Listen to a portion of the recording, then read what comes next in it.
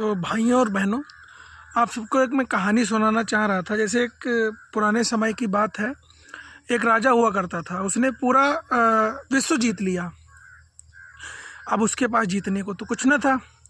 तो एक दिन सभा में एक व्यक्ति आया।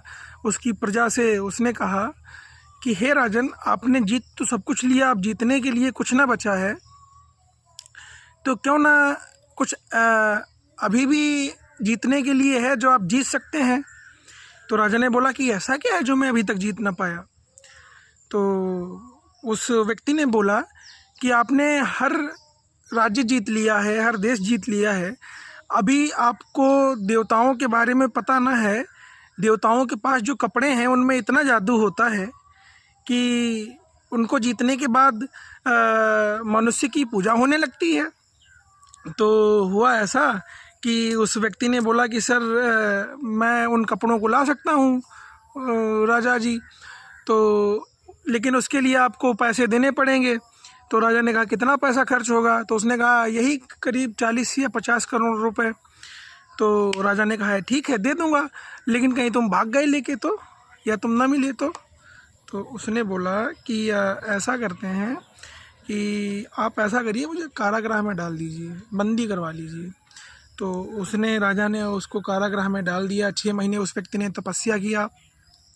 तपस्या के बाद वो निकला एक बक्सा लेके, और उस बक्से से राजा के पास पहुंचा और राजा से कहा, हे राजन, कृपया अपना मुकुट उतारें।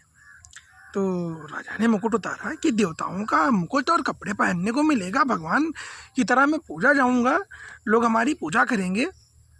तो उसने मुकुट उतार के डाला। तो जैसे ही मुकुट उतार के डाला, उस व्यक्ति ने अदृश्य मुकुट राजा को पहनाया और कहा कि यह जिस किसी को दिखाई न देगा वह अपने बाप से पैदा ना है।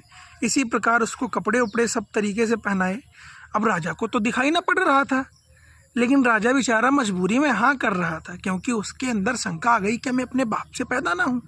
इसी प्रकार हर प्रजा के अंदर, पूरी प्रजा के अंदर यह शंका थी कि यार, ये तो ऐसी बात है कि दिखाई तो नहीं दे रहा है, लेकिन सबको दिखाई दे रहा है, तो अगर मैं कहूँगा कि दिखाई नहीं दे रहा है तो इसका मतलब मैं बाप से पैदा नहीं हूँ।